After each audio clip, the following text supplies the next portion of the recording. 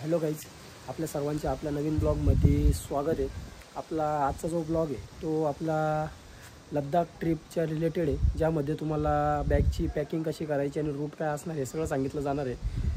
मागचा ब्लॉग तर बघितलाच असाल, त्याच्यात आपण शॉपिंग वगैरे केली, काय काय घेतलं हे मी थोडक्यात सांगितलं। पण आता सगळं पॅकिंगमध्ये पूर्णपणे सांगणार आहे की बॅग पॅक करताना कोणती गोष्ट लक्षात ठेवायची आणि काय काय खरंच इम्पॉर्टंट आहे, ज्याची खरंच तुम्हाला गरज आहे। या सगळ्या गोष्टी घ्यावाच लागणार आहे। त्याच गोष्टी मी तुम्हाला दाखवणार आहे, ज्या ऑप्शनल आहे त्या तुम्हाला मी सांगणार नाही आहे, जेणेकरून तुमची बॅग एकदम परफेक्ट पॅक होईल। कारण की मागच्या लद्दाख ट्रिपला तुम्ही पाहिलं असाल, माझे जे हाल झाले होते, आपल्या सगळ्या तिघांचे जे हाल झाले होते।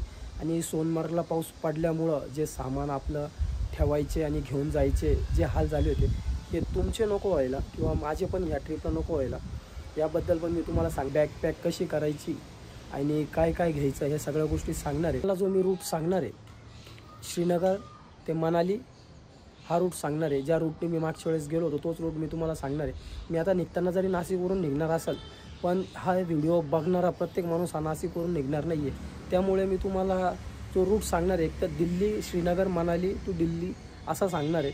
त्यामुळे लक्ष देऊन व्हिडिओ बघा आणि जर तुम्हाला लद्दाख ट्रिप करायची असेल तर रूट नक्की बघा, कसं जायचं आहे, काय जायचं आहे, हा तुम्हाला भरपूर कामात येणार आहे। रूट जर माहिती असला तरच तुम्हाला फिरता येईल तिथे, नाही तर गाईज आपली सगळी तयारी झाली म्हणजे हे सगळं सामान आहे ना, आपण लद्दाख ट्रिपसाठी पॅकिंग वगैरे करणार आहे, एवढं सगळं सामान आपण काढून ठेवलेलं आहे, ज्याच्यात सगळ्या प्रकारच्या गोष्टी, कपड्यांपासून इलेक्ट्रॉनिक सामानपासून रेन लायनरपासून जॅकेटपासून सगळं जे की आपल्याला तिथे खूप गरजेचं आहे, अशा सगळ्या गोष्टी आपण काढून ठेवलेल्या आहेत।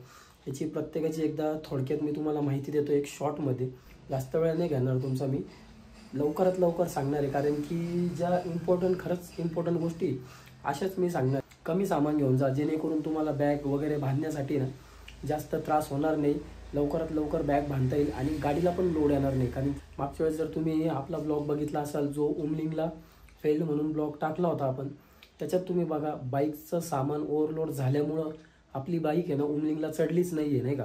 जास्त सामान घेऊन जायचं नाही, थोडंच सामान घेऊन जायचं आहे। हे सगळं आहे ना, एवढं सगळं सामान मी काढलेलं आहे, हे बघा, हे सगळं सामान मी काढलेलं आहे। याच्यातलं पण बाकीचं असं सामान आहे की जे ना मी सोबत नाही घेणार आहे, इथेच काढून ठेवणार आहे। तर सगळ्यात पहिले आपलं हेल्मेट आहे, हे हेल्मेट खूप इम्पॉर्टंट आहे, नाही का। तर तुम्ही पण चांगल्यातलं चांगले हेल्मेट घेऊन लद्दाखला निघा। साध्या क्वालिटीचं 100-1000वाला हेल्मेट घेऊन जाऊ नका, चांगल्यातलं चांगले हेल्मेट घेऊन जा। हे आपलं रायडिंग जॅकेट, ही पॅन्ट रायडिंग पॅन्ट नाही आहे, पण ही पॅन्ट डिकॅथलॉनमधून आपण घेतलेली आहे। आपल्याला ती त्यावेळेस 1500 रुपयाला पडली होती ही पॅन्ट, पण पॅन्ट ही रायडिंगसाठी चांगली। आपण मागच्या लद्दाख ट्रिपला पण हीच पॅन्ट वापरली होती, तिला यावेळेस परत आपण कलर करून घेतला आहे, तिचा कलर डाऊन झाला होता लद्दाख ट्रिपमध्ये। आता जरी तिला कलर केलेला असला आपण, पण तुम्हाला बघायला भेटेल लद्दाख ट्रिप झाल्यानंतर तिचा या पोर्शनचा कलर आहे ना, इथला गुडघ्याचा, तो पूर्ण गेलेला असेल। त्याच्यामुळे आपण तिला कलर करून घेतला, जेणेकरून आपला फोटोशूट वगैरे ज्या सगळ्या गोष्टी होतील त्यासाठी ती आपल्याला परफेक्ट असेल। आपण घेणारी ही बॅग, रायडिंग बॅग, ही 70 लिटरची बॅग आहे ती, हे बघा 70 लिटरची बॅग आहे आणि भरपूर असं सामान आहे ना तिच्यात बसून जातं। आणि जास्त काही सामान घेऊ नका, ही बॅग पण खूप जास्त झाली, नाही का। हिच्यापेक्षा जास्त सामान घेऊच नका। ही बॅग झाल्यानंतर आपण हे 2 जॅकेट घेतलेले आहे, एक विंटर लायनर आहे जे की आपल्याला याच्याबरोबर भेटलेलं आहे, रायडिंग जॅकेटबरोबर ते आहे, आणि एक आपण कालच डिकॅथलॉनमधून हे जॅकेट घेऊन आलो आहे, जेणेकरून मागच्या वेळेस आपले जे थंडीत हाल झाले होते, सोनमार्गला बघितले असतील तुम्ही, उमलिंगला बघितले असतील, त्याच्यानंतर हानलेला बघितले असतील, जे थंडीत हाल झाले आपले, ते हाल होऊ नये म्हणून आपण हे 2 घेऊन चाललो आहे।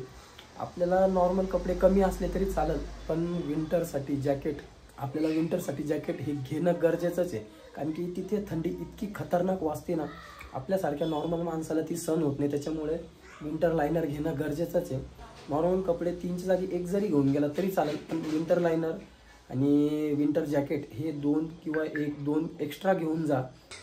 विंटर जॅकेट झाल्यानंतर आपण घेऊन चाललो आहे टी शर्ट, 1 2 3 4 5 टी शर्ट घेऊन जाणार आहे। आणि त्याच्यापैकी 2 ते 3 तर आपल्याला रायडिंग जॅकेटच्या आतच घालायच्या वेळेस यूज होणार आहे, त्याच्यामुळे टी शर्ट आता हे 5 पण खूप झाले, 5 टी शर्ट पण खूप झालेले, 5 पण घ्यायला नको होते मी, पण रायडिंग जॅकेटसाठी मला हे 5 घ्यावं लागतं, कारण की रायडिंग जॅकेटच्या वेळेस पण आपल्याला 2 किंवा 3 लागेल. पाऊस वगैरे आला तर आपल्याला एक एक्स्ट्रा 1-2 लागतील, त्याच्यामुळे मी 5 टी शर्ट घेतलेले. आपण घेतले 1 2 3 शर्ट घेतलेले. माझा तरी असा प्लॅन आहे 3 पैकी मी 2च घेणार आहे. जास्त मला जर बॅग फुल झाली तर मी हे 3 पैकी 2च घेणार आहे. मला शर्टची जास्त आवश्यकता नाही, मला मागच्या वेळेससारखे हाल नाही करून घ्यायचे, त्याच्यामुळे मी 2च घेणार आहे.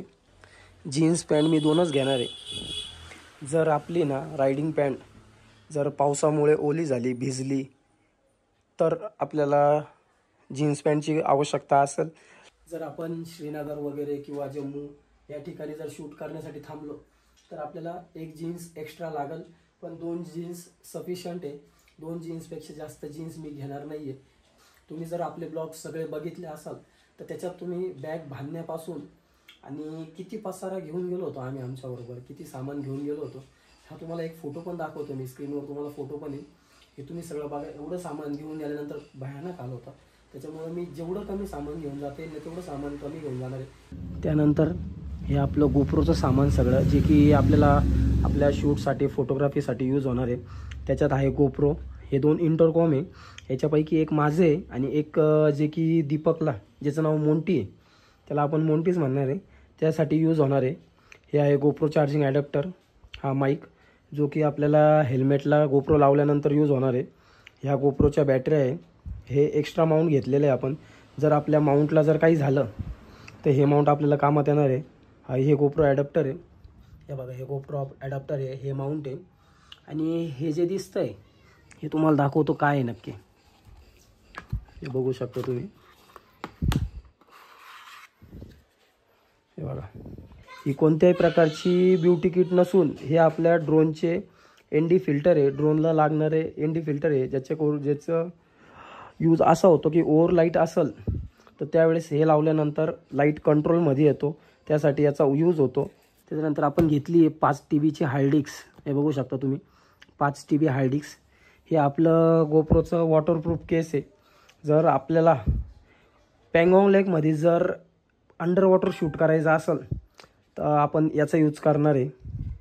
ओके, या सगळ्या वायर्स वगैरे अजून आहे, पण मी सध्यापुरतं ते इथंच ठेवलं आहे. आणि हे जे सॉकेट आहे, हे तुम्हाला आहे ना ड्रोनबरोबर भेटते, ज्याच्याने ड्रोनच्या बॅटरीने तुम्हाला आहे ना तुमच्या मोबाईल वगैरे चार्जिंग करता येतं. ते हे त्याचं सामान आहे, त्याचा यूज आहे. आणि हा एक्सटर्नल माईक घेतलेला आहे मी. जर आपला माईक खराब झाला किंवा माईकला काही झालं तर एक एक्सटर्नल घेऊन ठेवलं आहे आपण, ज्याचा यूज आपल्याला पुढे करता येईल. त्याच्यानंतर हे अजून 2 हार्ड डिस्क घेतले आपण याच्यात, हे बघू शकता, एक्सटर्नल ठेवलं आहे आपण. जर वेळ आलीच तर आपण त्याचा यूज करणार. त्यानंतर तिथं लागणारी सीझर आहे. सनस्क्रीन आहे, सनस्क्रीन तुम्हाला तिथे लागणार म्हणजे लागणारच आहे. हे पेपर सोप आहे, पेपर सोप यूज आपल्याला खूप गरज पडणार आहे पेपर सोपची. त्याच्यानंतर विक्स आहे, विक्सनंतर हे 2 बोरोलिंग घेतले आपण. त्याच्यानंतर अजून एक विक्स घेतलं आहे एक्स्ट्रा, जर आपलं हरवलं वगैरे तर. आयडेक्स घेतलेलं आहे, जर आंग वगैरे पाठ वगैरे दुखायला लागली तर. हे 2 परफ्यूम ठेवले आपण आपल्यासोबत, हे बघू शकता, हे 2 परफ्यूम ठेवले. त्याच्यानंतर पतंजलीचं हे ॲलोवेरा जेल ठेवलं आहे आपण. कोलगेट आहे, बरोबर. ते झाल्यानंतर आपण एक गॅस घेतला आहे. हा तुम्हाला आहे ना ॲमेझॉनवर, हा गॅस तुम्हाला आहे ना ॲमेझॉनवर जास्तीत जास्त 300-400 रुपयाला भेटून जाणार. त्याचा यूज खूप होतो नाही का. आणि त्याला लागण्यासाठी हे सिलेंडर लागतं, ब्युटॅन गॅस बोलतं याला. हे सिलेंडर जास्तीत जास्त आहे ना कंटिन्यू जर चालवलं तुम्ही तर हे 3 तास चालणार आहे. आमचा जो विषय तो कॅम्पिंग करण्याचा आहे, त्याच्यामुळे आम्ही हे गॅसचे सिलेंडर एक्स्ट्रा घेऊन ठेवले. मागच्या वेळेसचेच उरलेले होते आमचे. मागच्या वेळेस आम्ही कॅम्पिंग करायच्या प्लॅनमध्ये गेलो होतो, पण जो मागच्या वेळेचा टेंट होता त्या टेंटमुळे आमचे एवढे हाल झाले होते, पूर्ण टेंटमध्ये पाणी घुसलं होतं. त्याचे पण फोटो मी तुम्हाला स्क्रीनवर दाखवतो, कसे हाल झाले होते आमचे. हे बघा कसा हाल आहे. आता हे चालू आहे आणि आम्ही असं बसलेलो आहे. हा बघा टायगर, हा आमचा टायगर. कसं वाटतंय टायगर तुला? आजचा दिवस जर निघला ना तर आम्ही टेंटच लावणार आहे, रूम बिम घेणारच नाही, किती पण काय होणार. त्याच्यामुळे यावेळेस आम्ही कॅम्पिंगचं सामान असं घेऊन चाललोय की आमचे कशाही प्रकारे हाल झालेच नाही पाहिजे, कोणत्याही प्रकारचे हाल झाले नाही पाहिजे. हा गॅस जो आहे तो थंडीत किंवा बर्फात तुम्ही यूज करू शकता, त्याच्यावर कोणत्याही प्रकारचा थंडीचा इफेक्ट होत नाही. हा गॅस जर तुम्ही घेऊन जात असाल बर्फात तर त्यावेळेस लायटर घेऊन जा, माचीस घेऊन जा. जर माचीस कामात नाही आली तर लायटर कामात येणार आहे, लायटर कामात नाही आलं तर माचीस कामात येणार आहे. त्याच्यानंतर ही जी गोष्ट आहे ना, ही आहे आपल्या बाईकचं ऑइल फिल्टर, जे की मागच्या वेळेस आपल्याला श्रीनगरला पण नव्हतं मिळत आणि लेहला पण नव्हतं मिळत. लेहला तर विषयच येत नाही, कारण की तिथं रॉयल एनफील्ड सोडलं तर कोणत्याच बाईकचे काहीच पार्ट भेटत नाही. त्यामुळे आपण हे आताच अगोदरच घेऊन ठेवलं आहे. त्याच्यानंतर हा आपल्या बाईकचा स्पार्क प्लग, हे बघू शकता तुम्ही, याला पण आपण घेऊन ठेवला आहे. जर तिथे आपल्याला काही प्रॉब्लेम वगैरे आला तर आपल्याला हा यूज होणार आहे. त्याच्यानंतर ब्रश एक्स्ट्रा पेअर घेऊन ठेवले आपण, जर हरवले किंवा राहिले कुठे त्यासाठी. याच्यात तर तुम्हाला सांगितलंच हार्ड डिस्क. त्याच्यानंतर एक रेन लायनर आहे एक्स्ट्राचं, जे की आपल्याला आपल्या रायडिंग जॅकेट बरोबर भेटलेलं आहे. विंटर लायनर बरोबर रेन लायनर पण भेटलं होतं आपल्याला. हे आपण विंटरचे ग्लव्ज घेतले. हे आपण आहे ना विंटरचे ग्लव्ज घेतले. तुम्ही जर आपली लद्दाखची पूर्ण सिरीज बघितली असेल तर तुम्हाला कळेल का हे ग्लव्ज नसल्यामुळे आमचे इतके हाल झाले होते की हाथ का माहौल कैसा बना है. ऐसा हो रहा है जैसे ना बर्फ में डंडी है ना वो तोड़ देते हैं ना, ऐसे टूट जाएगा. हाथ काम नहीं कर रहे, ब्रेक नहीं लग रहा है अच्छे से. ब्रेक लग रहा है. और तुमने खुला हेल्मेट लिया है. और हेल्मेट भी इधर ऊपर ऐसा मिला है. सांगता येत नव्हतं, कारण की ज्यावेळेस आम्ही खारदुंगला चढत होतो ना आम्ही, त्यावेळेस अक्षरशः बोटं नाही म्हणायला लागले होते. आम्ही एकदम साधे ग्लोव्ज घेतले होते. ते जर असेल तर ते पण दाखवतो मी तुम्हाला. आम्ही एकदम साधे ग्लोव्ज घेतले आणि त्याच्यामुळे खूप हाल झाले. त्यामुळे यावेळेस डिकॅथलॉनवर जाऊन 900 रुपयाचे ग्लोव्ज घेऊन आलो आहे आम्ही. वॉटरप्रूफ ग्लोव्ज आहे, त्याच्यामुळं आपल्याला जर पाऊस लागला रस्त्यात तर हे आपल्याला वापरता येतील.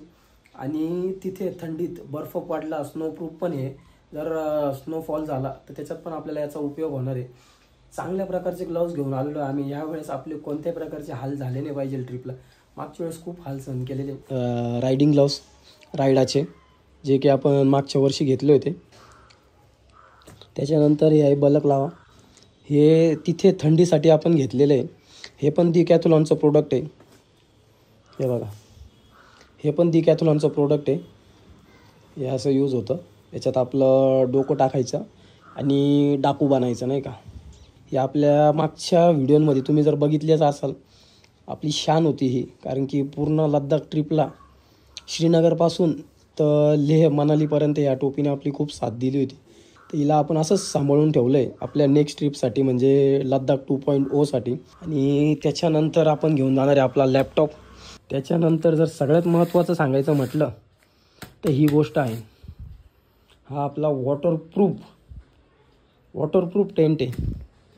आणि जे मागच्या वेळेस हाल झाले होते आपले टेंटमुळं, पूर्ण रात्र आपण पावसात काढली होती, त्याचा पण व्हिडिओ बघायला भेटेल तुम्हाला.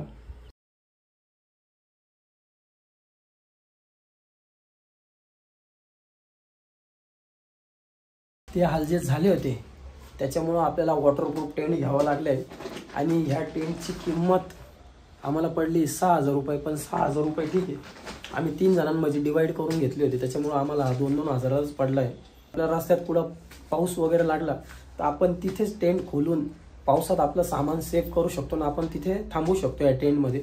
त्या हिशोबाने आपण टेंट घेतलेला आहे. आणि त्याच्यानंतर आपल्याला लद्दाखला जर कॅम्पिंगच करायची यावेळेस, पूर्ण मागच्या वेळेस कॅम्पिंग करायची होती, पण सोनमर्गला जे आपले हाल झाले ते हाल बघितल्यानंतर मयूरने तर सरळ सांगून दिलं होतं, मी कॅम्पिंग करणार नाही, मी हॉटेल किंवा रूम घेऊनच राहील, मला कॅम्पिंगमध्ये राहायचं नाही आहे. सेम पॅकिंग करू शकतो, हाल नाही होणार आमचे. पण मग रूम पण घेऊ शकतो. बघितलं ना, सेफ्टी. उद्या आजारी पडलं तर काय करणार आहे? काही नाही, काय आजारी बिजारी नाही पडणार. आता टेंटच लावायचं आहे, आता जे होईल ते बघून घेऊ. आणि टायगरनी पण आणि मी पण असाच विचार केला, जर आपला टेंट असाच गळत राहिला किंवा पाऊस पडल्यामुळं जर तो भिजत राहिला, गळत राहिला, तर आपल्याला त्याच्यात कॅम्पिंग करता येणार नाही आणि आपलं नुकसान व्हायची जास्त शक्यता आहे. कारण की हे एवढं सगळं सामान आहे, हे जर भिजलं, एवढंच सामान जर भिजलं एवढंच, तर खूप नुकसान व्हायची शक्यता आहे, नाही का आपली. आणि हेल्मेटमध्ये पूर्ण वायरिंग वगैरे आहे त्याच्यात आपली, तर हे नुकसान होण्याची जास्त शक्यता आहे. त्याच्यामुळे ना यावेळेस आपण वॉटरप्रूफ टेंट घेतलेला आहे आणि त्याचा यूज आपण 100% करणार यावेळेस. हे बघा, हे जेवढं सामान आहे ना, याच्यातनं 20% सामान आपण घेऊन जाणार नाही आहे. बाकीचं सामान इथेच राहणार आहे. हे सगळं ऑप्शन म्हणून आपण इथं ठेवून घेतलं आहे. जर आपल्याला गरज नसेल तर याच्यातलं आपण बाकीचं सामान घेऊन जाणार नाही आहे. जे आपल्याला लागणार आहे तेच सामान आपण इथून घेऊन जाणार आहे. जर तुम्ही पण लद्दाखला जाण्याचा प्लॅन करत असाल आणि जर तुम्हाला लद्दाखला जायचं आहे तर त्या अगोदर ह्या सगळ्या गोष्टी बघून घ्या. त्याच्यानंतर याच्यातल्या ज्या खरंच तुम्हाला 100% यूज होणार आहे अशाच गोष्टी घेऊन जा. तुम्हाला किती पण वाटलं की मला तिथे जाऊन छान फोटो काढायचे, छान शूट करायचं आहे आणि त्याच्यासाठी मी भरपूर असे कपडे बाईकवर घेऊन जातो. जर तुम्ही ट्रॅव्हल्सने जाणार असाल किंवा कोणत्या tours and travels company through जाणार असाल तर तुम्ही खूप कपडे घेऊन जा, काही प्रॉब्लेम नाही. जर तुम्ही स्वतः बाईकनी ऑन रोड जाणार असाल तर एवढं सामान घेऊन जाऊ नका. याच्यापैकी जे खरंच तुम्हाला लागणार आहे ह्याच गोष्टी घेऊन जा. पण आता इथून 1 तारखेला निघण्याचा प्लॅन आहे आणि आपल्याबरोबर जे 2 जण येणार आहे त्याच्यातनं निक जो येणार आहे तो दमनवरून येणार आहे. तर तो मला आज बोलला आहे कॉल करून की मी उद्या येतोय. जर तो उद्या आला तर आपण परवा किंवा तेरवा म्हणजे 1 तारखेपर्यंत कोणत्या परिस्थितीत धुळ्याला पोहोचणार आहे. गाईज पाऊस चालू झाला आहे. त्याच्यामुळं मी थोडंसं लोकेशन चेंज केलं आहे. हे तुम्हाला जर दिसत असेल तर याला थोडंसं अवॉइड करा, त्याच्याकडे लक्ष देऊ नका. मी जे सांगतो त्याच्यावर फक्त लक्ष द्या आणि जो मी रूट सांगणार आहे आता पुढे तुम्हाला लद्दाख ट्रिपचा त्याच्यावर कॉन्सन्ट्रेशन करा. जर तुम्हाला फिरायला जायचं असेल तर हा रूट तुम्हाला खूप कामात येणार आहे. त्याच्यामुळे थोडंसं त्याच्यावर लक्ष द्या, ऐका आणि कसा वाटला रूट प्लॅन आणि पॅकिंगचा व्हिडिओ याच्यावर नक्की कमेंट करून सांगा. आपल्या चॅनलला सबस्क्राईब करा आणि व्हिडिओला लाईक करा आणि आपले सगळे नेक्स्ट ब्लॉग बघा. तुम्हाला खूप सारा एन्जॉय बघायला भेटणार आहे. पण त्याआधी रूट ऐका आणि एन्जॉय करा. आणि आता तुम्हाला रूट सांगतो, रूट कसा असणार आहे. त्यासाठी थोडंसं लोकेशन चेंज करू, आपण वर जाऊ टेरेसवर गेल्यानंतर तुम्हाला दाखवतो की रूट काय असणार आहे. हॅलो गाईज, तुम्ही आता आपल्याला काय काय लद्दाखला सामान घेऊन जायचं याचा व्हिडिओ तो बघितलाच आहे. पण हे झाल्यानंतर अजून एक इम्पॉर्टंट गोष्ट आहे ती म्हणजे रूट. तर लद्दाख ट्रिपचा रूट काय असणार आहे हे खूप इम्पॉर्टंट आहे नाही का. भरपूर अशा लोकांना लद्दाखला जायचं आहे पण लद्दाखचा रूटच माहिती नाही का, कसं जायचं, काय जायचं, कुठून जायचं. ज्याच्याने तुम्हाला समजेल का रूट काय असणार आहे. त्याच्यानंतर मी स्वतः पण तुम्हाला रूट सांगतो. हॅलो गाईज, तुम्ही आता आपला बॅकपॅकचा तर व्हिडिओ बघूनच इथपर्यंत आला आहे. आता याच्यानंतर रूट कसा असणार आहे ही गोष्ट मी तुम्हाला सांगणार आहे. रूटमध्ये सगळ्यात पहिले तर लद्दाखला सगळ्यांना जायचं आहे नाही का, पण रूट कोणालाच माहिती नाही आहे. त्याच्यामुळे मी तुम्हाला जो रूट सांगणार आहे तर सगळ्यात सोपा रूट सांगणार आहे आणि त्या रूटमध्ये तुम्हाला भरपूर काही फिरायला भेटणार आहे. पण रूट इथून न सांगता, मी नाशिकवरून न सांगता तो रूट तुम्हाला सांगणार आहे दिल्लीवरून. श्रीनगर, मनाली, दिल्ली हा रूट सांगणार आहे मी तुम्हाला पूर्ण कसा फिरायचा तो. प्रत्येकजण नाशिकवरून निघणार नाही त्यामुळे मी दिल्लीवरूनच रूट सांगतो. सगळ्यात पहिले तर तुम्ही दिल्लीला पोचा किंवा दिल्लीच्या आजूबाजूला पंजाब वगैरे ह्या साईडला पण पोचला, तिथून श्रीनगरपर्यंत जा. श्रीनगरला जाण्या अगोदर सगळ्यात पहिले एक काम करणं आहे तुम्हाला. ज्यावेळेस तुम्हाला जम्मू बाउंड्री लागेल पंजाब सोडताना तिथे तुमचं सिम कार्ड बंद होणार आहे. तर ह्या गोष्टीवर पण लक्ष ठेवा की तुमचं सिम कार्ड चालू आहे की नाही. त्यामुळे जम्मू काश्मीर बाउंड्री लागल्याबरोबरच तुम्ही तुमचं सिम कार्ड तिथे परचेस करून घ्या. एखादे जास्तीत जास्त 300, 350, 400पर्यंत जातं, त्याच्यापेक्षा जास्त प्राईस जात नाही त्याची, पण सिम कार्ड परचेस करा. त्यानंतर तुम्ही पोचणार श्रीनगरला पोचल्यानंतर 2 दिवसाचा होल्ड घ्या तिथे. 2 दिवस थांबा, पूर्ण श्रीनगर एक्सप्लोर करा. श्रीनगरमध्ये पण फिरण्यासारखं खूप साऱ्या जागा आहे त्या तुम्ही फिरा. श्रीनगर फिरल्यानंतर तुम्ही गुलमर्गला जा. नेक्स्ट डेला गुलमर्ग फिरा. गुलमर्ग पण फिरण्यासाठी खूप मस्त जागा आहे. तुम्ही जर बघितली नसेल तर माझा मागचा ब्लॉग बघा. वॉटरफॉल आहे, वॉटरफॉलवर उभे आहे दोघं. हे बघा, हा वरून वॉटरफॉल येतो आहे आणि इथे पाणी होतं आहे त्याचे बघा. हे बघा तुम्ही, दिसतंय तुम्हाला पाणी. गुलमर्ग फिरायला जाताना जर तुम्हाला गंडोला राईड करायची असेल तर त्याची ॲडव्हान्समध्ये बुकिंग करून जा. तरच तुम्हाला त्याच्यानी P1, P2, P3 हे 3 फेज आहे. त्याच्यातल्या टॉपच्या फेजला जाता येईल. गुलमर्ग झाल्यानंतर तुम्ही निघा सोनमर्गसाठी. सोनमर्गला पण फिरण्यासारखं खूप सारं आहे. म्हणजे जे माउंटन वगैरे आहे तिथले खूप मस्त आहे.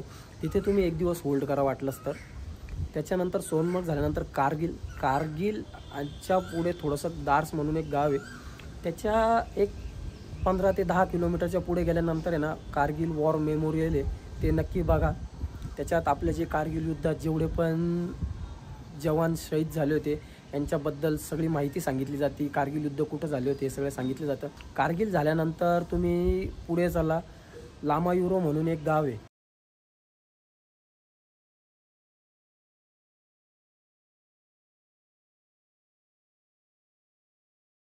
तिथे तुम्हाला मूनलँड म्हणून चंद्रासारखी जमीन बघायला भेटते. ते तुम्ही बघायला जा. ते एक दिवस नक्की द्या किंवा मग जाताना बघा, बरोबर. त्याच्यानंतर लामायुरो झाल्यानंतर तुम्ही जा लेहला.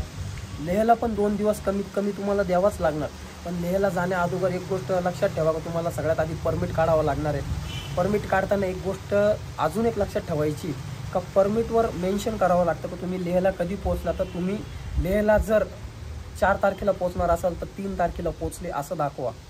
म्हणजे तुम्ही लेहला पोहोचण्या अगोदर सोनमार्ग किंवा कारगिलला असतानाच परमिट कोणाला तरी सांगून काढून घ्या. परमिट कसं काढायचं तर त्याची लिंक मी डिस्क्रिप्शनमध्ये देऊन टाकेल. त्या लिंकवरून तुम्ही परमिट काढू शकता. परमिट काढल्यानंतर 2 दिवस तुम्ही लेहमध्ये एन्जॉय करा. तिथे 3 इडियट्सचं ते स्कूल आहे, परत शांती स्तूप आहे, ह्या सगळ्या गोष्टी फिरा. तिथं भरपूर अशा गोष्टी बघण्यासारख्या आमच्या मागच्या वेळेस ज्या राहिल्या होत्या आम्ही त्यावेळेस यावेळेस पूर्ण करणार आहे. परत लेह पॅलेस आहे ते पण बघायला जा नक्की. लेहला फिरल्यानंतर 2 दिवस तुम्ही लेहला नक्की द्या. लेह झाल्यानंतर तुम्ही निघणार खारदुंगला. खारदुंगला जाण्या अगोदर थंडीचे ग्लव्ज वगैरे हे नक्की घ्या. आता मी जसं सांगितलं तुम्हाला, पण थंडीचे इतके हाल होतं ना, तिथं भयानक हाल होता. त्याच्यामुळे खारदुंगला जाताना हाथ काम नहीं कर रहा है, ब्रेक नहीं लग रहा है अच्छे से. ब्रेक लग रहा है यार, तुमने खुला हेल्मेट लिया है. और हेलमेट भी इधर के ऊपर है. खारदुंगला झाल्यानंतर तुम्ही पोहोचणार नुब्रा व्हॅलीला. नुब्रा व्हॅलीमध्ये इंडियातले डबल हॅम कॅमल बघायला भेटणार तुम्हाला.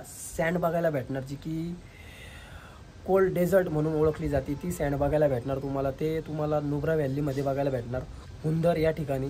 तर तिथे डबल हॅम कॅमलचा एन्जॉय घ्या तुम्ही. तिथे फोटोशूट वगैरे करा, एन्जॉय करा. एक दिवस तिथे द्या. हुंदर झाल्यानंतर तुम्ही पुढे जाणार तुर्तुकवरून पुढे जाणार थांग हे लास्ट विलेज आहे इंडियातलं, जिथून तुम्हाला पाकिस्तान बॉर्डर बघायला भेटणार. यहाँ ऊपर टॉप में देखो, ये छोटंग को ऊपर छोटा सा पहाड़ दिख रहा है. वहाँ आपको रास्ता दिख रहा है. वहाँ टॉप में काला काला सफेद पूरा पाकिस्तान का बॉर्डर है. नदी का उस तरफ पाकिस्तान. जर तुम्हाला ते बघायचं असेल तर तुम्ही आपला मागचा ब्लॉग बघू शकता. त्याच्यात ते अंकल आपल्याला पाकिस्तानबद्दलची पूर्ण माहिती देतात.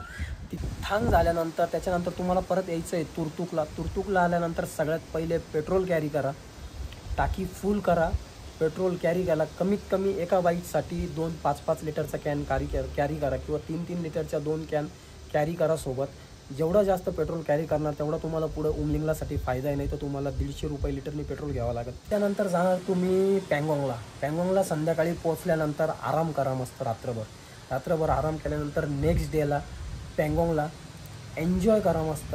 पँगॉंग लेकचा आनंद घ्या. पूर्ण दिवस तिथे द्या. नाही का तुम्ही त्या पँगॉंग लेकचं वैशिष्ट्य असं म्हणजे दर 15 ते 20 किलोमीटरला त्याचा कलर चेंज होतो. त्याच्यामुळे नक्की पँगॉंग लेकला तुम्ही एक दिवस नक्की द्या. पँगॉंग लेकचा आनंद घ्या. पँगॉंग लेकची मजा घ्या. पँगॉंग लेक बघून झाल्यानंतर तुम्ही निघणार हानलेसाठी जाताना तुम्हाला लागणार रिजलांगला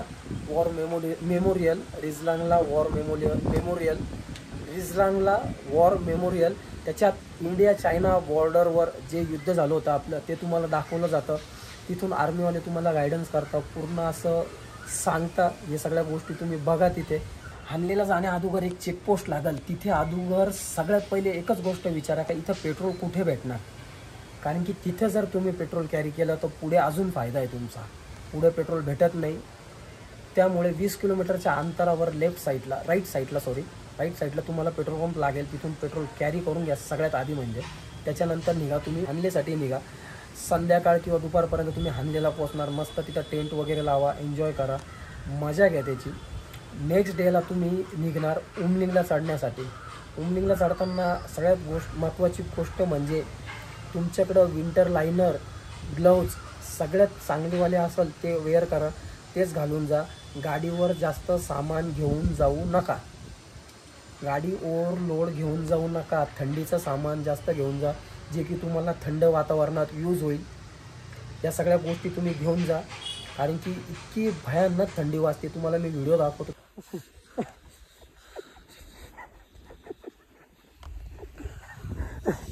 हे बघा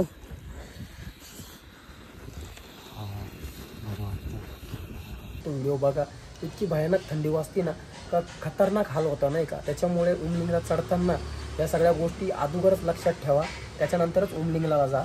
ओके, उमलिंगला झाल्यानंतर परत तुम्ही हानलेला येणार. हानलेला आल्यानंतर एक गोष्ट लक्षात ठेवा, जर होत असेल तर हानलेला स्टे करा, आराम करा, हानलेला एन्जॉय करा ती रात्र. परत एकदा तुम्हाला मिल्की वे वगैरे बघायला भेटणार. तिथं अतिशय सुंदर असा व्ह्यू बघायला भेटतो रात्री. तर मिल्की वे नक्की बघा हानलेला आणि पँगॉंगला. बरोबर, हानलेला त्या दिवशी परत स्टे करा, मस्त एन्जॉय करा. दुसऱ्या दिवशी सकाळी पांगसाठी निघा नाही का. तर तुम्हाला जाताना रस्त्यात मोरोप्लेन रोड लागेल, जो की स्ट्रेट हायवे आहे, दोघी साईडला मस्त डोंगरे, एक नंबर व्ह्यू आहे, एक नंबर रस्ता आहे. त्या रस्त्याचा आनंद घ्या, गाडी पळवा. कारण की तुम्ही मागचे 10 दिवस 15 दिवस तुमची गाडी 40-50च्या वर जाणार नाही. त्याच्यामुळे तो सरळ रस्ता भेटल्यानंतर त्या रस्त्याचा आनंद घ्या, एन्जॉय करा, गाडी पळवा, गाडीचा आनंद घ्या. हे सगळं झाल्यानंतर तुम्ही पोचणार पांगला. पांगला पोचण्या अगोदर एक गोष्ट लक्षात ठेवा, पांग ज्या वेळेस तुम्हाला 3 ते 4 किलोमीटर असेल त्यावेळेस एक असा घाट टाईप रस्ता लागतो आणि तिथून आहे ना एकदा खाली पांग दिसतं. मी तुम्हाला त्याची फुटेज दाखवतो, व्हिडिओ दाखवतो, फोटो दाखवतो. तर तो नजारा तुम्ही नक्की बघा. जर तुम्ही लहानपणी IGI गेम खेळला असाल तर तिथे जो व्ह्यू बघायला भेटायचा आपल्याला IGI गेमचा, तसा व्ह्यू बघायला भेटतो. मस्त RP कॅम्पिंग वगैरे, छोटेसे घरं वगैरे, एक नंबर व्ह्यू बघायला भेटतो. तर त्या व्ह्यूचा आनंद तुम्ही नक्की घ्या. त्याच्यानंतरच पुढं जा. बरोबर, पांग गावामध्ये उतरा, पण त्या अगोदर वर असताना तुम्ही हा नजारा घ्या. पांगवरून निघाल्यानंतर तुम्हाला सरचूसाठी जायचं आहे. सरचूसाठी जाताना तुम्हाला 12 लागणार. त्याच्यानंतर 2 ते 3 अशा हायेस्ट पास लागणार आहे, ज्याच्यात तुम्हाला खूप सारा बर्फ बघायला भेटेल. तिथे त्या बर्फात नक्की एन्जॉय करा, मजा घ्या आणि मस्तपैकी त्या दिवसाचा एन्जॉय करा. सरचूला स्टे करा वाटलंच तर, पण पांग ते सरचू या रस्त्यात तुम्हाला जे काही बघण्यासारखं लागेल, एन्जॉय करण्यासारखं लागेल, तिथे एन्जॉय घ्या. कारण की सरचू झाल्यानंतर तुम्हाला कुठेही बर्फ बघायला भेटणार नाही. सरचूला स्टे केल्यानंतर नेक्स्ट डेला तुम्ही निघणार मनालीसाठी.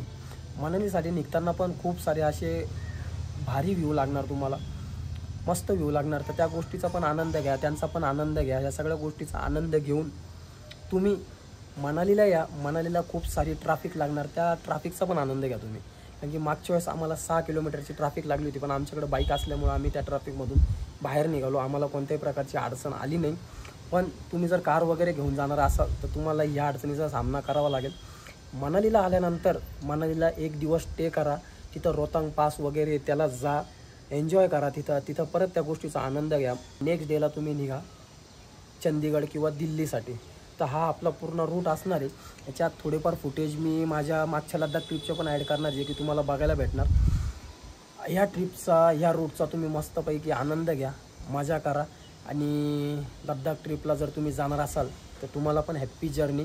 रूट घ्या आणि निघा तुम्ही पण लद्दाख ट्रिपला. बाईक घ्या, मस्तपैकी एन्जॉय करा. आणि तुमची पण ड्रीम ट्रिप असेलच लद्दाख ट्रिप, तर तिचा पण तुम्ही आनंद घ्या.